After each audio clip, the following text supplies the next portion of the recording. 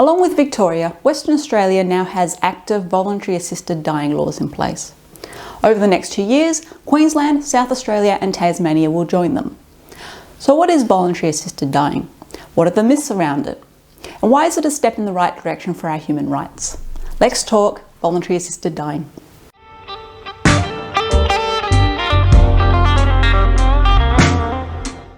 Definitions, stats, dates, the boring stuff first. Voluntary assisted dying involves a process to access medication and enable a person to legally choose the manner and timing of their death. Currently, it is limited to adults with a disease or illness that is so severe that is going to cause their death within 6 months. All three of these words are important to the definition. 1. The voluntary nature means the choice of the person and their enduring capacity to make the decision. 2. Assisted means that the person can lawfully ask and receive medical help to end their life. 3. Dying as opposed to suicide. This is summed up perfectly by a lady named Brittany Maynard, who had an assisted death under Oregon's Death with Dignity Act in 2014. She said, "I am not suicidal. I do not want to die, but I am dying, and I want to die on my own terms." Voluntary assisted dying is the legal term in Australia. Other countries have used medical assistance in dying or physician-assisted suicide as their legal terms. Some use the term euthanasia. However, it should be noted that euthanasia is not the same practice as voluntary assisted dying. While someone who is completing VAD is taking the life-ending medication themselves, euthanasia, specifically active voluntary euthanasia, refers to a health professional physically administering the medication. It is a very small but very important difference. And unfortunately, the Nazis did some pretty substantial damage to people's views on the word euthanasia. So, in case you need clarification, Nazis equal bad. Their use of euthanasia was involuntary and illegal, and murder.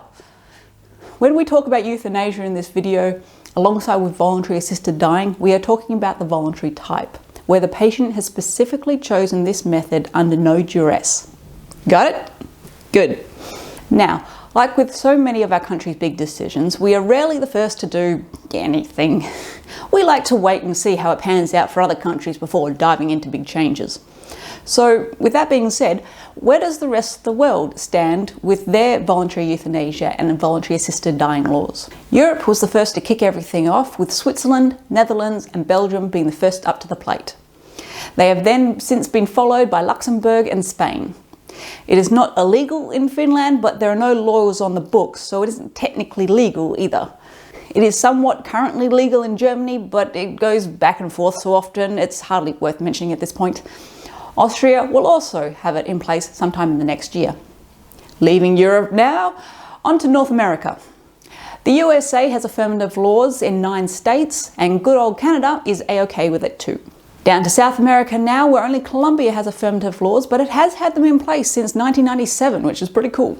Currently, no countries in Africa or Asia have affirmative laws for either voluntary euthanasia or assisted dying, though Taiwan did have it there for a short period of time. There is a big push within South Africa, Zimbabwe, Israel, Nepal, Hong Kong and Japan though.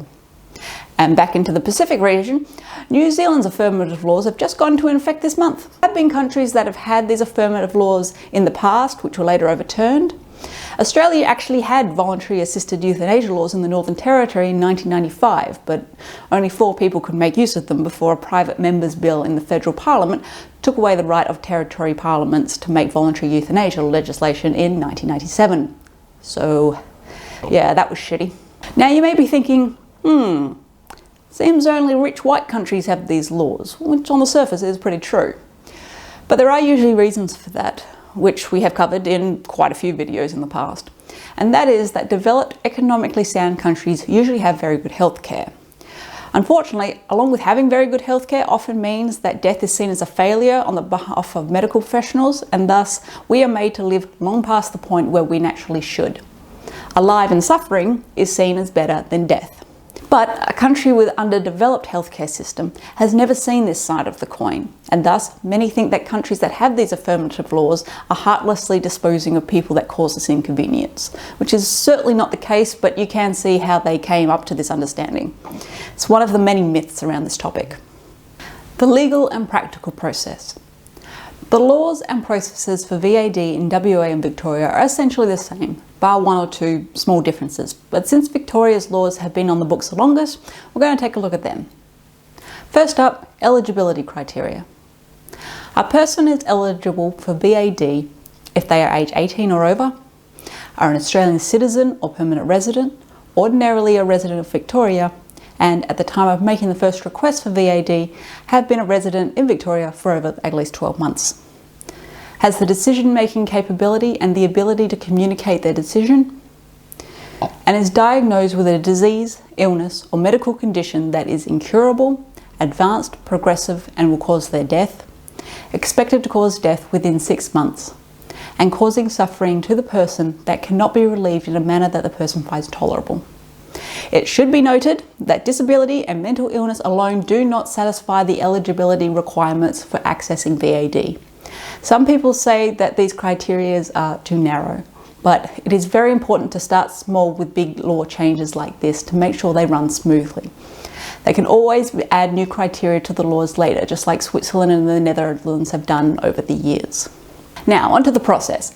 In a nutshell, this is what it looks like. So there's a bit to do. This isn't the same as dropping by your doctors to get a refill for your heart meds. The first request, which is the first time you bring it up with your doctor, is a request for voluntary assisted dying that is made to a medical practitioner during a medical consultation.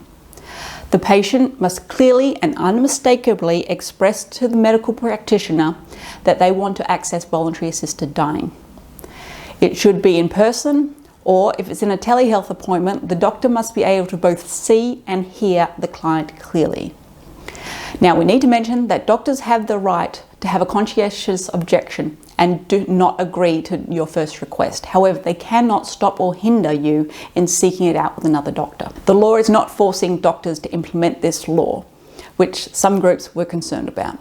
Along these lines, not all doctors are eligible to grant the first request, as they must have completed the required training. But let's assume they are willing and able and agree to your request. This makes them your coordinating practitioner. They will now conduct the first assessment to ensure that you fit all eligibility criteria. Should this work out, your coordinating practitioner will send you to another doctor for a second opinion. If they agree, they will become your consulting practitioner and will conduct a second independent assessment of you. Assuming both your coordinating and consulting practitioners have both assessed you as being eligible, you are now to make a written declaration expressing your wishes for VAD in front of 2 witnesses. Stay with me now, we're almost there. With this declaration, you now make a final request to your coordinating practitioner. Importantly, the time between the first and final request must be longer than 9 days to ensure the patient's decision is enduring and not a spare-of-the-moment decision.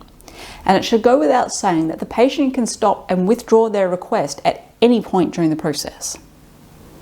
Now, the coordinating practitioner conducts a final review, and the patient will decide as to whether they will self-administer the medication completely unaided or with help, bearing in mind that at this point of their condition, some people will not have control of their limbs or swallowing, for example. The coordinating practitioner will then make a prescription for the appropriate medication. This prescription is not given to the patient like you would a normal prescription. Instead, they send it directly to the authorised supplier at the West Australian Voluntary Assisted Dying statewide pharmacy service. The VAD medication must be stored securely in a lockbox after it has been dispensed by the statewide pharmacy service. A contact person appointed by the person accessing VAD must return any medication unused or remaining after the person's death. In most cases, the VAD medication will be self-administered by the patient at a time and place of their choosing. Other people, such as family and friends, may be present if the person wishes. There is no requirement for a medical or other health practitioner or witness to be present. And again, they can change their mind and choose not to take the medication at any point. If the person is physically unable to self-administer or digest medication, the coordinating medical practitioner may apply for a permit to administer the medication. If the permit is granted, the medication will be administered by the coordinating medical practitioner, usually through an IV. Importantly, this must occur in the presence of a witness. No witness and/or no permit means jail time. This rules out a lot of the concerns some groups had about doctors playing fast and loose with this law. Now, usually a patient will be in the presence of loved ones when they pass, and it is the one of them who will then call the coordinating practitioner for the death certificate. I haven't been able to find out how it works if the patient takes the medication when they are alone, because I assume they don't call up the doctor in the moments beforehand to tell them. Regardless, in order to respect the privacy of the patient, the law requires that there be no reference to voluntary assisted dying on the patient's death certificate. The medical practitioner who confirms and certifies the patient's death will record their underlying illness, disease, medical condition as the cause of death. And this brings us neatly onto our next topic: voluntary assisted dying versus suicide. While support for voluntary assisted dying laws have consistently been above 70% for at least the past 20 years, there was always a loud minority running around like headless chickens. And a lot of their objections boil down to it would be a slippery slope to make the law when people can just commit suicide the old-fashioned way. Yeah, charming. So let's compare the two, shall we? And warning, this is about to get graphic, but it is to make a point. Firstly, suicide is messy. Whether by hanging, jumping, firearms or drugs, the body is not going to be looking favourably, especially if it hasn't been found for days. There is blistering, skin discoloration, bloating, insect activity, extremely unpleasant odours, not to mention the injuries that killed them in the first place. Now imagine being the person who finds them. Imagine being a loved one who finds them. You aren't ever getting that image out of your head. And don't forget the paramedics, police officers, cleaning crews, landlords, neighbours that will also have to witness the sight. On the flip side, VAD means a death is as clean as it can possibly be. It is a real but more peaceful image. People's memories of their loved ones will be of them alive, not decomposing. Along the same lines, someone dying by suicide must do it in secret. If someone was in the room with them, they may be prosecuted. They must die by themselves, alone, with no one to support them. There are no goodbyes, no closure for loved ones. With VAD, your loved ones can be there holding your hands. You can both say everything you want to say to each other. Next up, suicide is usually extremely painful, even though so many movies would have you believe otherwise. Also, it is not always successful, which means that the person could end up in a worse off state than they were before, ending up in a vegetative state or paralysed. VAD is painless and complete. Finally, it is about dignity. Dying by suicide means being alone, unable to say goodbye to loved ones, being viewed as selfish by society, being seen in your worst state by strangers, usually having urinated or defecated on yourself while passing, being subject to autopsy if you completed it, and being hounded by questions by medical staff and family if you don't.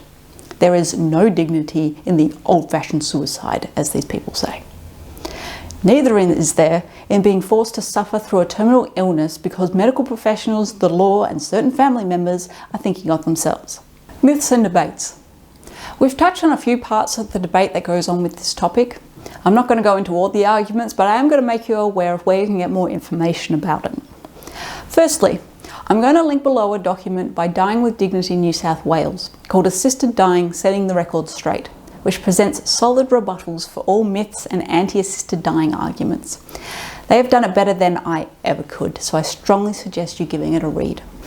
Secondly, it's a document from the Australian Centre for Health Law Research called End of Life Law in Australia, Voluntary Assisted Dying, which explains our laws on the topic, but importantly, the difference between the Victorian and WA laws. Thirdly, you may have noticed that all the countries that have affirmative laws for assisted dying are more, shall we say, secular, less religious.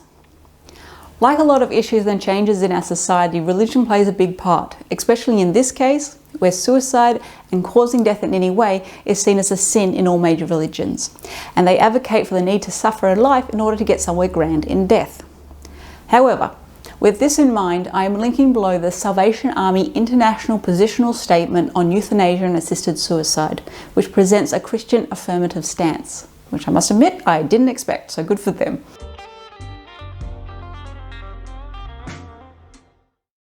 Any laws around the means of assisted dying are going to be divisive and not perfect in some way. But if it is a human right to be able to live, then surely it must be a human right to be able to die. to not suffer and to die with dignity. The majority of us think so, anyway. Thanks for joining Gary and I again here at Taboo Education. Hopefully this video has filled in a few of the missing bits of information that you may have had on the topic. It is always good to know what options are out there. And additionally, you can always write this down in your advanced care directive if you like. Go look at our video on that for more info. Subscribe, like, share, and we shall see you next time. Now go talk death.